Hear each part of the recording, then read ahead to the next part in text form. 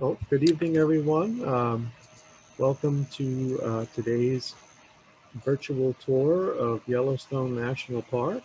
Um, I thank everybody for zooming in today to this presentation through the East Hampton Library, and I would like to thank Ranger Trudy from Yellowstone National Park for taking the time out to present this presentation of one of the beautiful wonders of the United States.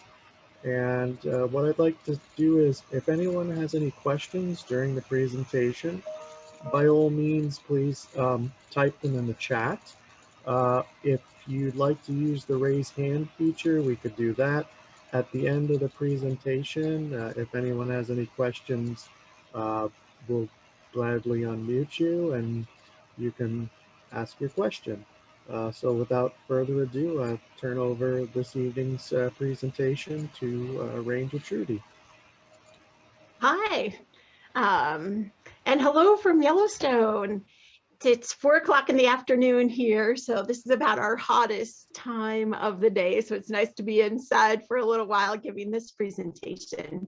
And we have already had 5 fire starts in Yellowstone. One of them is considered out right now, and the other 4 are considered controlled.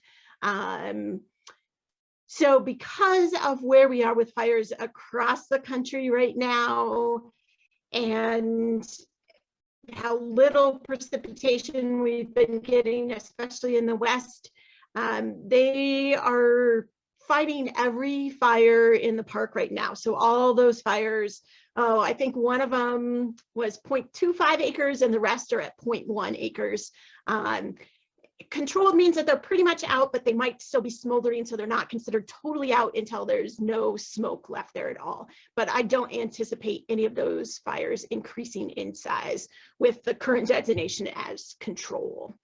But we do expect to have more fire starts this year too.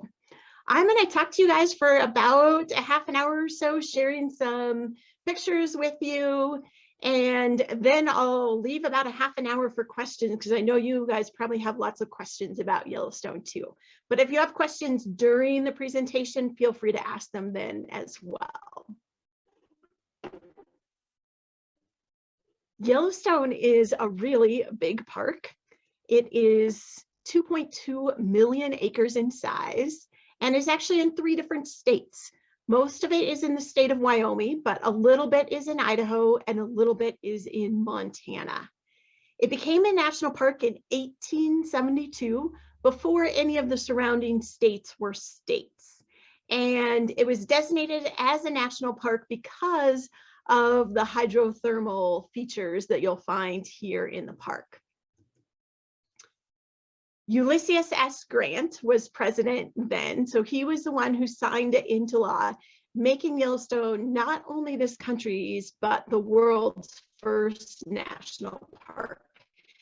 Now, this country has over 420 national park sites, and almost every country in the world has some kind of national park, but Yellowstone was the very first one. When it was created, there was not a National Park Service, so there were not rangers like me. And they thought that it wouldn't take anything to run it because they were just going to set this tract of land aside, not develop it, just let it be. So it shouldn't cost anything to manage it. But they soon realized that as people came to Yellowstone, they were breaking the rules. They were doing things like wading in the hot springs, hunting while they were in the park, collecting petrified wood and rocks and antlers and taking them with them. And so we realized if it really were to be protected, that we needed to have people there to enforce the rules. So the US Congress asked the US Cavalry, the part of the military that rides horses, to come into Yellowstone and establish law and order. And they did just that. And they were here in Yellowstone for quite a while. That first year that they were in Yellowstone, they thought it was just going to be a short assignment. And they built clapboard-sided housing And they spent one winter in Yellowstone and decided, oh, we're going to be here longer and it's cold here in the winter. We need a little bit sturdier housing. So they ended up building Fort Yellowstone, which is in the Mammoth area of the park. Eventually, those gentlemen needed to go to war, and this country had established more national parks. And so we created a National Park Service, rangers like me that now help people follow the rules while they're here in the park and help educate people about Yellowstone. And now we have trails and boardwalks going through those thermal areas to help protect the thermal features as well as the people. There are 4 main types of thermal features in Yellowstone: hot springs, geysers, mud pots, and fumaroles. And you can have all 4 types of thermal features here because Yellowstone sits on top of a hot spot. There is a super volcano underneath Yellowstone. Its last major eruption was 640,000 years ago, so it hasn't erupted in quite a while, but that heat source, that magma chamber, is still underneath the park. Yellowstone is not the only spot that has a hot spot. In fact, one of our 50 states, Hawaii, also is a hot spot. So that chain of Hawaiian islands is caused because there is a hot spot, a magma chamber. There it's underneath an oceanic plate. Here it's underneath a continental plate, but same type of thing. There's that hot spot there that's staying stationary. And because of plate tectonics, we are sliding over top of that hot spot. But we're moving at an incredibly slow rate. Take a look at your fingernails. Watch them grow. That's about how fast we're moving. We're moving at a rate of about 1 to 2 inches a year across that hot spot. So it appears like the hot spot is moving towards the northeast, but because of plate tectonics, we're actually sliding to the southwest. So this hotspot is created part of the Snake River Plain in Idaho and is just currently underneath Yellowstone. It's really large. That last eruption created a caldera. That's what that red dotted line is the edge of that last major eruption. It measures about 35 miles across by about 40 miles. So a really, really big volcanic eruption. But because of the heat from that hotspot, you can have those thermal features here. The most basic of the 4 types of thermal features is a hot spring.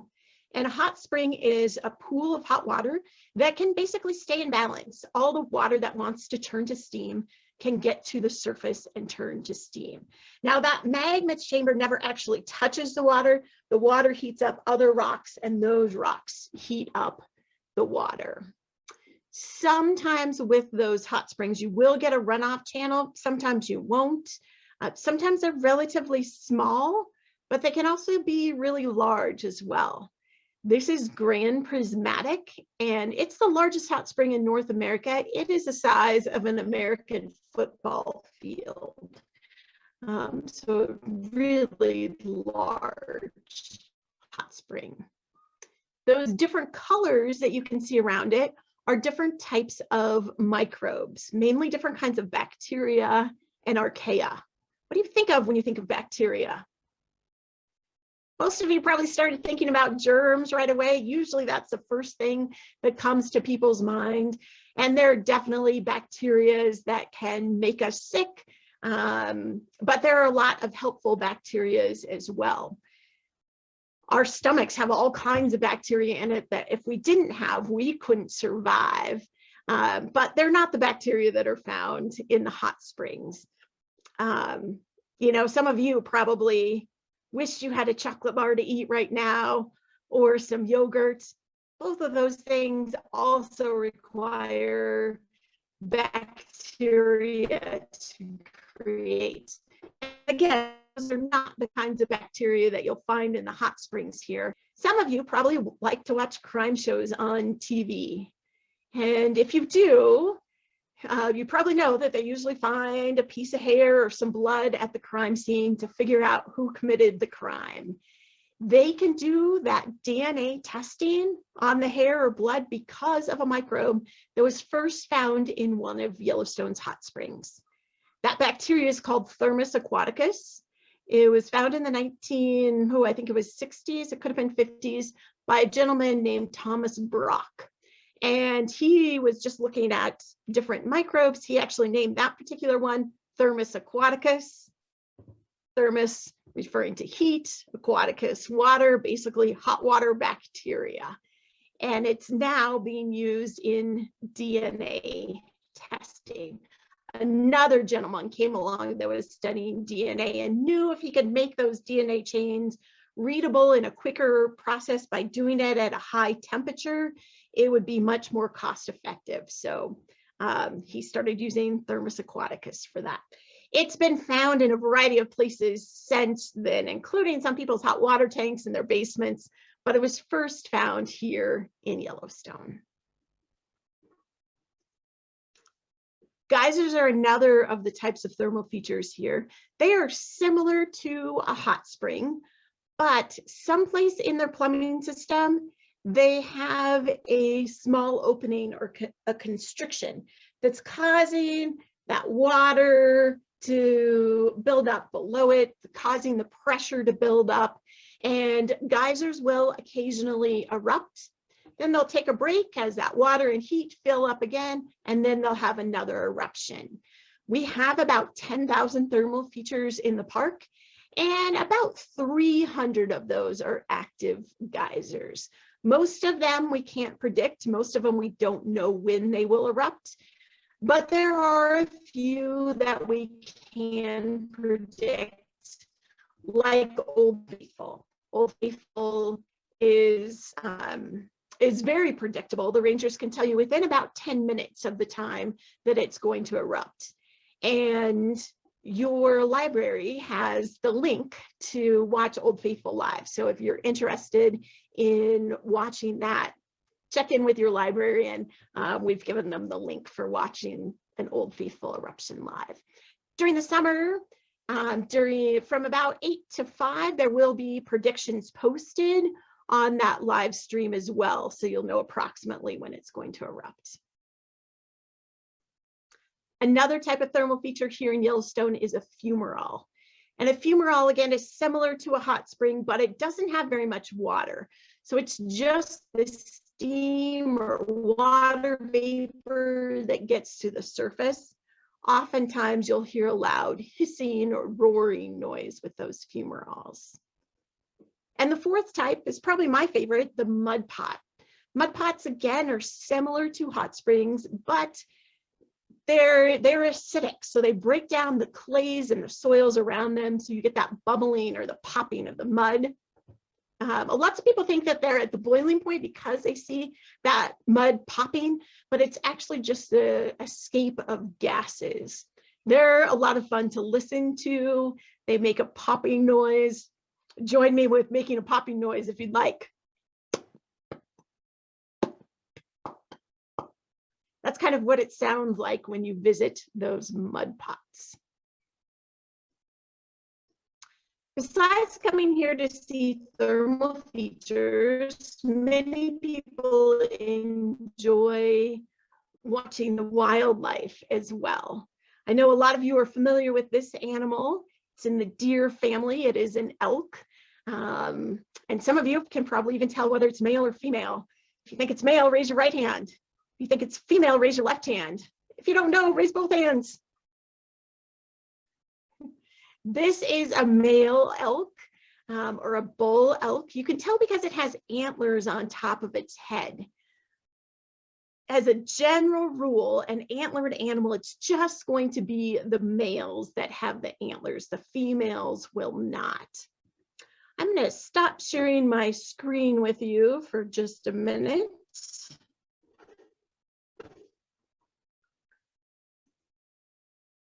So that you can hopefully see a little bit bigger picture of me instead. Because I have an elk antler. Now, antlers grow every year, and then they drop off and regrow.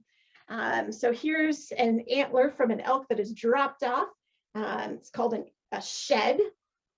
Any guesses on how much it weighs? It's somewhere between 1 and 10 pounds.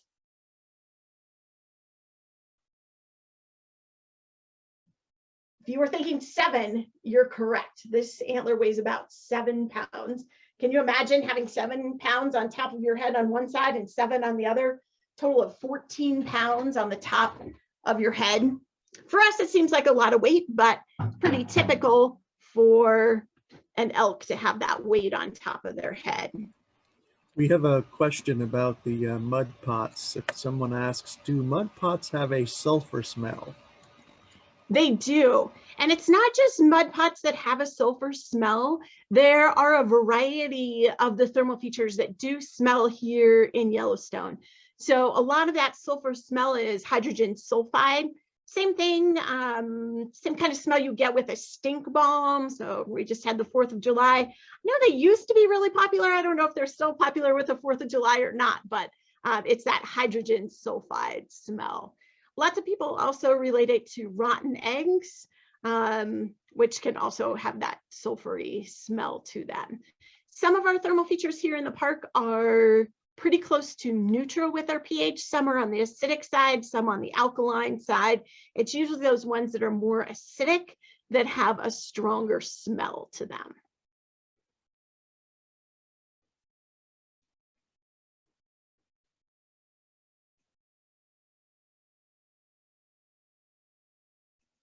I'm going to share my screen with you again. So another ungulate that we have here in Yellowstone, or hoofed animal, is the bison. A few years ago, the bison got a designation as our national mammal. And they actually have horns rather than antlers. So with a horned animal, it's going to be both the males and the females that have those horns. Typically, female horns are smaller than male horns, but both genders will be horned with a horned animal. Bison are really big animals. A male bison can weigh a ton, or 2,000 pounds. So they can be really big. They are usually the first large animal to start having their young. About April 15th or so is when I see the first bison calf. And then by the end of May, all those bison calves have been born. So they're just a couple months old here in the park. They're a lot more orange in color than you'll get with those adults. Bison are unlike some other ungulates or hoofed animals in that instead of using their hoof to paw through the snow to get down to the grasses in the wintertime, they're actually going to use their head instead. They have a bone that sticks straight up on their vertebrae, and it has muscles attached to it that help hold up their head as well as help them use it for digging. So an adult human head usually weighs about 10 to 12 pounds, but a bison head can weigh 100 pounds. I'll show you a bison skull as well.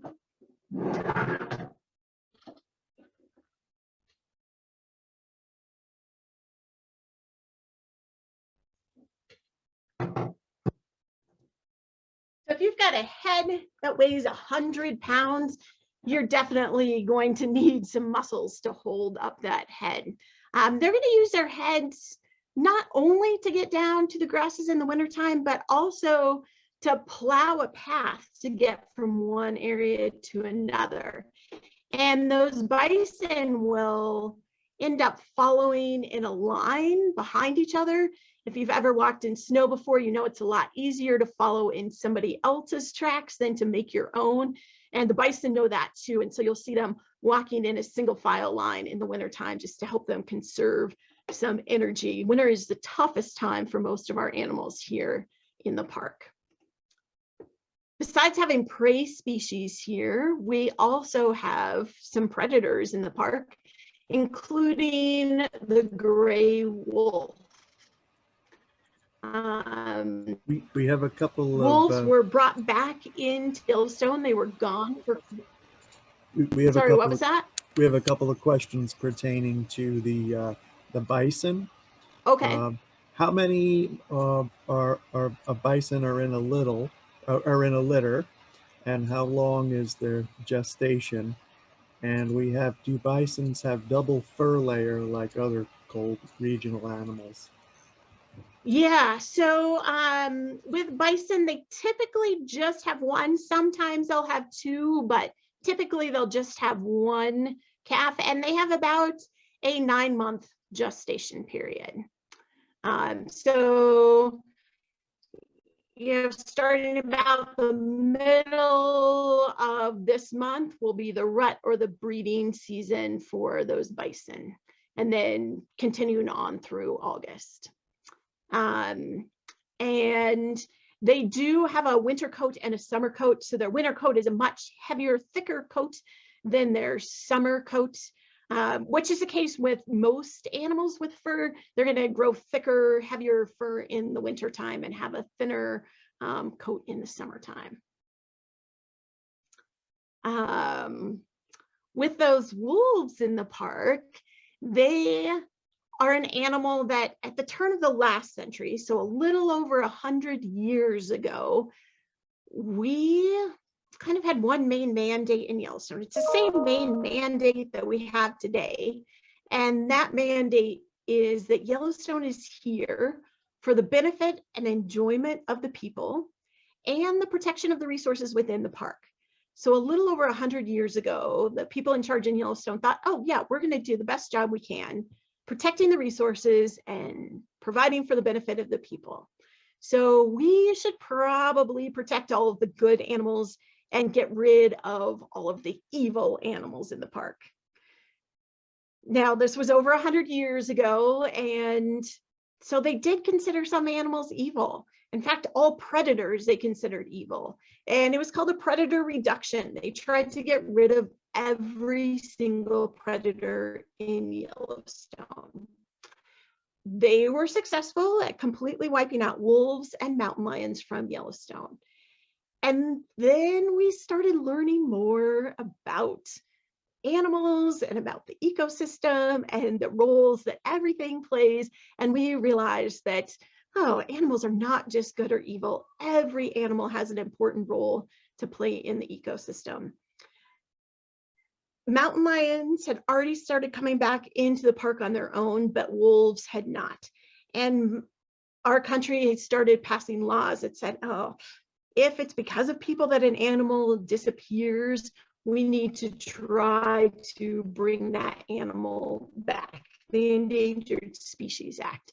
So in 1995 and 96, we talked to the Canadian government and asked them if we could capture some wolves in Canada and bring them here to Yellowstone and release them here. And they said yes. So we did that for 2 years. We were in fact planning on doing it for 5 years, but they were recovering really well after 2 years. That we did not go back to Canada after that. We did bring some in from another place in Montana that third year.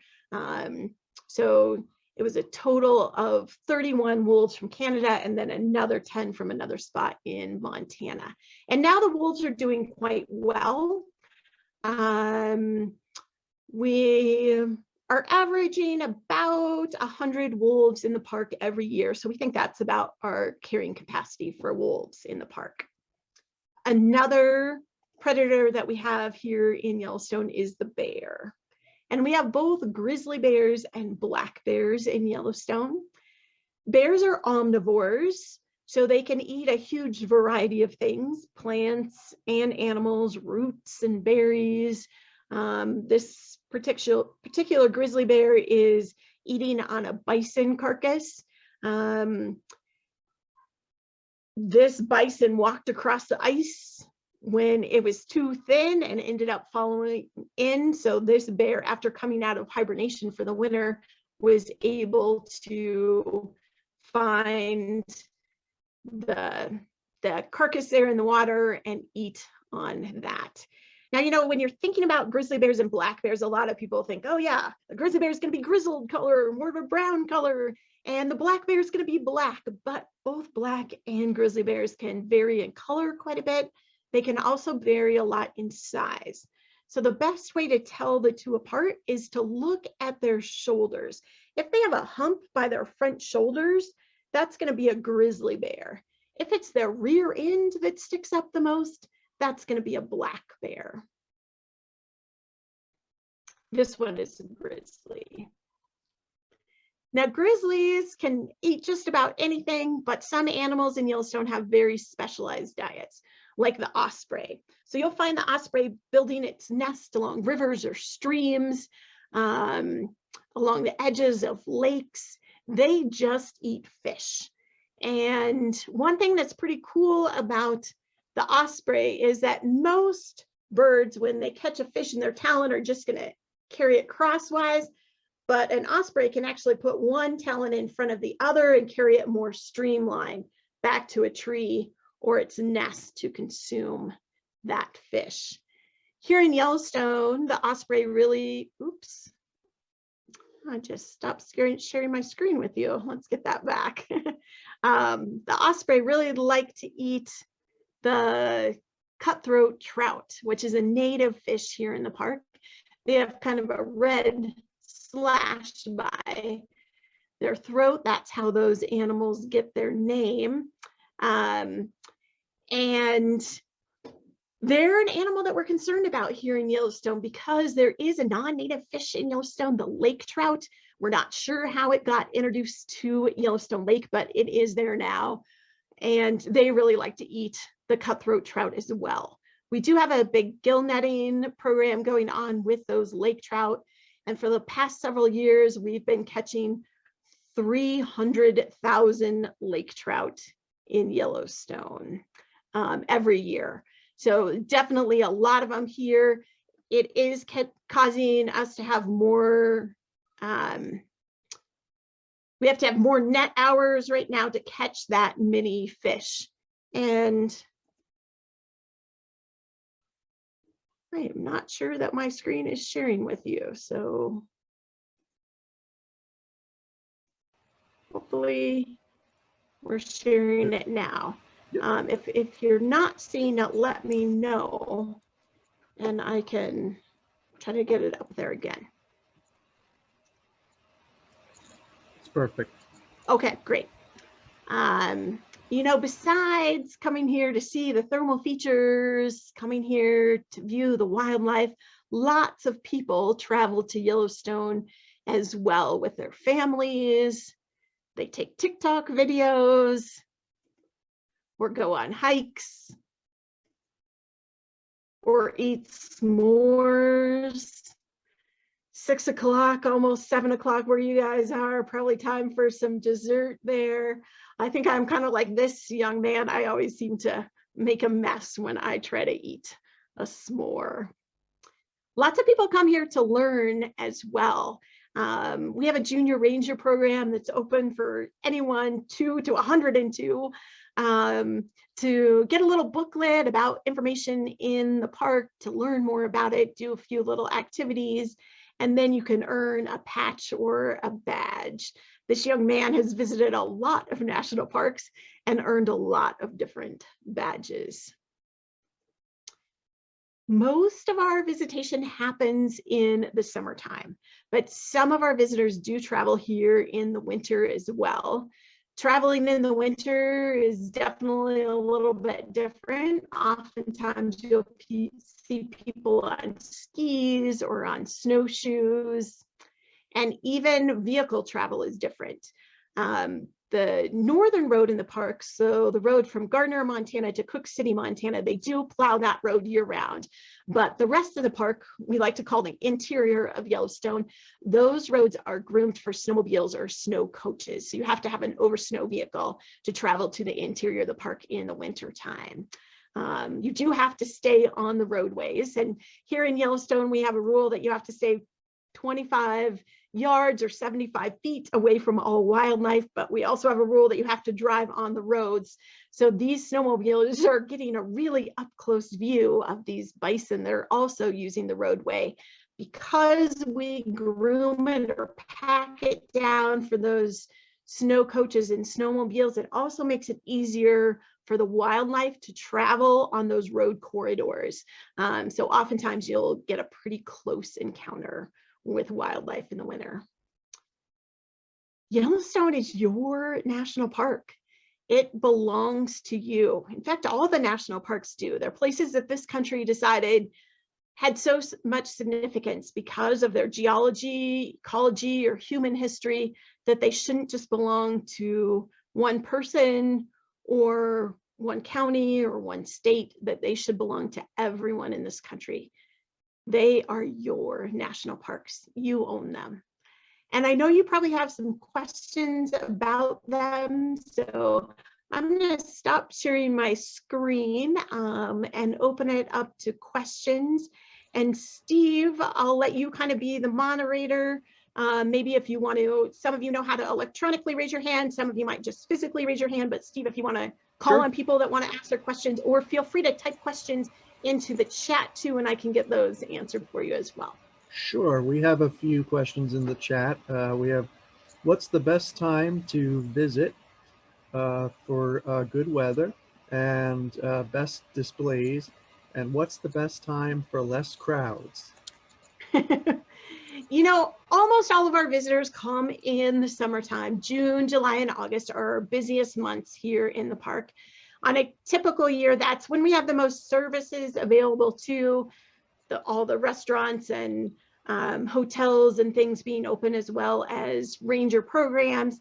This year and last year were a little bit different because of COVID. We are still at reduced services here in Yellowstone. Our visitor centers are open to come in and ask a ranger a question, but all of our display areas are not open at this point. And that is because of COVID. When we were planning, so January of this year, we were still with really big limitations on staffing. Because most of our visitors are here in the summertime, that's when we have our greatest number of staff too. But because of COVID, we did not want to put anybody into a shared bedroom housing situation. We wanted everybody to at least have their own bedroom. So we currently just do not have the staff to fully open everything at this point and still allow our employees to be in that a bedroom by themselves. But typically, as far as everything being open, June, July, and August are when everything is open, when all of our ranger programs are typically going.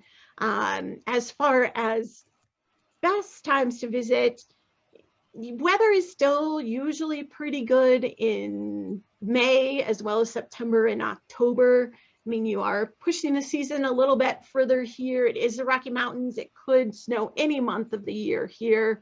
But those times of year have a little bit fewer visitation. It's also when most schools are still in session too. So you too kind of get a different crowd in Yellowstone. Tends to be newly married younger couples or older visitors to the park. And both of those groups tend to usually not be in quite as much of a hurry. They tend to be taking their time a little bit more than some of our summer visitors too. So those can be good times of year to visit. As far as times of day to visit the park, you know, most Americans, when they're on vacation, are active during the prime hours of the day from about 10 o'clock until about 4 o'clock. So coming before or after those times can reduce the amount of visitors. And getting a little bit off the trail can help you out too, or at least away from the roads. Once you go about a mile away from a roadway, you are less likely to run into visitors here in Yellowstone. Sure, there's a couple of trails in the park that are more than a mile that are still very popular and will have a lot of people on them. But a lot of our trails in Yellowstone, once you're a mile away from the road, the number of visitors that you'll see really reduces. And I think you asked me another question too, and I can't remember what the other one was. We have, which is the best hotel to stay at in the park? The best hotel to stay at in the park is the one you can find a reservation for. Things book up really quickly in Yellowstone. Xanterra is our main concessionaire in the park, so they run all of the hotels here, and they open them up, those reservations, a year in advance. And they start getting booked up pretty quickly. It kind of depends on what you're interested in, what's going to be the best hotel for you. The lake area is a little bit calmer typically. Things are a little bit slower paced there. So a little bit more relaxed atmosphere right on the edge of Yellowstone Lake. Old Faithful area is definitely a hub. There's a lot of things going on all the time in the Old Faithful area. The Mammoth area is at the north part of the park, so one of the best areas for wildlife viewing. And Canyon area is one of the areas with the most rooms available. It's also pretty centrally located, so staying in the Canyon area, you're about an hour and a half to Mammoth, and about an hour and a half to Old Faithful, and about an hour to Yellowstone Lake. So it's kind of a centrally located place to stay in the park. Yeah, how do you regulate the safety of the wildlife and the visitors to the park? Everyone, when they come into the park, gets flyers that tell our rules that you do have to stay 25 yards or 75 feet away from all wildlife in the park, 100 yards away from those top predators like wolves and bears. And it's people's responsibility to maintain that distance. The animals don't know the distance, so if an animal gets closer to you, it's your responsibility to back up from them. We try to remind people, we have signs all over asking people not to approach wildlife in the park. And we know there are a few areas in the park that tend to get jams, bear jams, more often than others. So certain times of year, we'll have rangers that their job is just to drive the road looking for a wildlife jam and then helping out, making sure that traffic is continuing to drive down the road, that those people that are stopped are pulled off to the side of the road, and that nobody is approaching the wildlife too quickly or too closely. We have, what is the closest airport? You know, the closest airport is West Yellowstone, but West Yellowstone does not have the big number of commercial flights going in. The big planes cannot land there.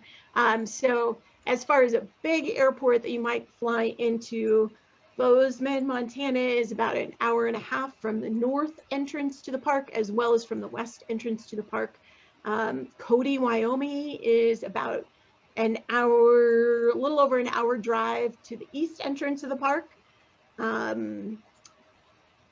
Billings, Montana is about a 2.5 hour drive to the north entrance. And then from the south, the airport would be the Jackson Airport. And from the Jackson Airport to the south entrance is about an hour drive as well. We have, how will global climate disruption impact the parks, the future of the park? You know, climate change is something that we are all concerned about, and it will affect Yellowstone. One thing that we are looking at right now is a small critter here in the park, the pika. A pika is a member of the rabbit order. And pikas like really high elevation areas. They don't hibernate, so they're awake all winter long. And they are also sometimes called the haymakers because they'll collect grasses and berries and shrubs and store them away for winter use. Pikas can't stand it if the temperature gets above 76 degrees Fahrenheit for more than 8 hours. They'll die if they are out in temperatures above 76 degrees Fahrenheit for more than 8 hours. They live in scree slopes, so they can hide underneath those big boulders or rocks. And that's like a cave, so the temperatures are much cooler once you go under those rocks. But they have a shorter time that they can collect that vegetation because they can't be out in the middle of the day if those temperatures are getting higher. We think it might push some of those pikas off the tops of mountains. So certain populations here in the park might end up not surviving because they just keep creeping up the mountain to stay cooler, but at some point they're not going to have any place else to go up. And it's hard for a pika to travel too far within a given year from one mountain to another mountain. So that's an animal that we're concerned about here. A plant that we're concerned about is the whitebark pine. Same type of thing happening with it. Whitebark pines live high up in elevation, and as our climate warms, those trees will get pushed off the tops of mountains too. Whitebark pines have a big pine nut in them that is a good food source for lots of different animals, the Clark's nutcracker, the grizzly bear. And so it will affect those animals too as the number of trees go down. Now, whitebark pine don't have a really high production of cones and thus seeds every year. So it's kind of a cyclical thing with those whitebark. And with grizzly bears being so adaptable, they can just change to a new food source during those times. We think that we're also going to have plants that currently don't live in Yellowstone that start creeping in, start moving into Yellowstone. So we don't have ponderosa pines, but with the temperatures that we're getting now, we are starting to be an area that could have ponderosa. Now, ponderosas are going to be a creep in because it's going to have to be ponderosas that drop seeds and slowly make their way to the park, which is going to be the case with most plants. It's going to be a slow migration into the park with those different plants. Some plants are benefiting from the planet warming up. Plants that live along the rivers and streams here in Yellowstone, like the willows and the aspen, we've noticed a lot more recruitment with those plants for a few different reasons. One is that the wolves have been brought back here into Yellowstone. With wolves back, that means that those prey species like the elk are spending less time in the riparian zones, the areas right along rivers and streams, which is where those willows and aspens grow. But we are also having a lot more frost-free days here in Yellowstone, so our growing season is longer for that those plants to grow. We have, do you offer guided hikes? In a typical year, we do have free ranger programs in the park. We are not doing any this year, however. We have, about how many people get hurt every year in the park? I guess if people have accidents or run into tricky situations. You know, we have lots of people that get hurt every year. I don't know the number on how many people get hurt in Yellowstone every year, but a lot of people, when they think about Yellowstone, they think about, oh, somebody getting attacked by a bear, which is not our most common way for somebody to get hurt in Yellowstone. Probably our most common accident in Yellowstone is a car accident. You know, with 4 million visitors a year this year, we think it'll be closer to 5 million visitors. driving on narrow roads that they're not used to and seeing wildlife that they're not used to seeing. A lot of people get distracted with driving, and we do have a lot of car accidents here in the park. So that's probably our highest cause of accident. Another thing that that is an accident here in Yellowstone is people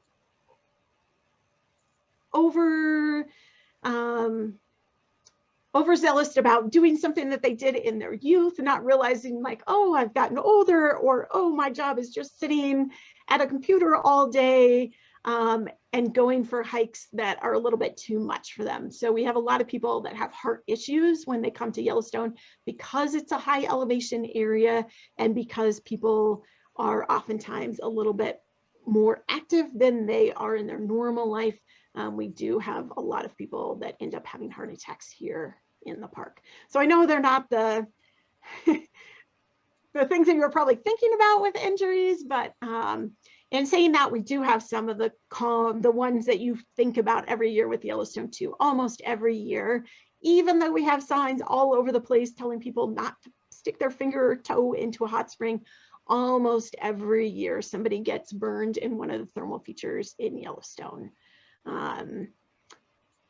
As far as animals injuring people, it's much more common to get injured by an elk or a bison in the park than it is a bear. However, in saying that, we did just outside of the park in the last few days did have a bear attack. We have a lot of thank yous for an excellent presentation, and I thank you also. And we have a thank you from a fellow ranger in the United Kingdom. It's almost midnight there. Thank you for zooming in. We have a question about how are the campsites? You know, campsites here in Yellowstone, we changed a little bit this year. So in previous years, half of our campgrounds have been run by our concessionaire, Xanterra, that did a reservation system with all of their campgrounds and still does. And then the others were run by the Park Service and were a first come, first serve. This year, we started doing most of the Park Service run campgrounds through recreation.gov. So almost all of our campsites are now with a reservation system instead of first come, first serve, which, because it's the first year of it, we have, we're working out a few issues with that, and a few people are surprised because it has been first come, first serve in the past, that they're now going to reservation systems. There are a couple of campgrounds that we did not open this year too because of COVID. The Norris campground did not open. And one reason is there's not a lot of restroom facilities there, and we just thought it would be too much of a concentration of people in that large campground with limited restrooms available. And the other one is the Tower campground. We did not open that this year because that section of the road is actually closed this year, so that they can work on construction in that section of the road. So yes, our growing season is getting longer because of climate change, but it's not getting that much longer, and our main time to work on those roads is the summertime. That road, it's just really hard to have traffic go around as they're trying to work on it. So they decided just to shut that section of the road down and not have it open this summer. It was not open last summer too. So spring of 2022, that section of road should be open again, and that campground should be open again as well. Fantastic. Lots of thank yous. It was a fantastic presentation. I thank everybody for zooming in this evening, and I wish everybody all the best and happy traveling to Yellowstone. Everybody has a wonderful evening and a great weekend. And thanks again, Ranger Trudy, for the excellent presentation. You're welcome. Have a very good evening. You too. Have a great night. Bye-bye.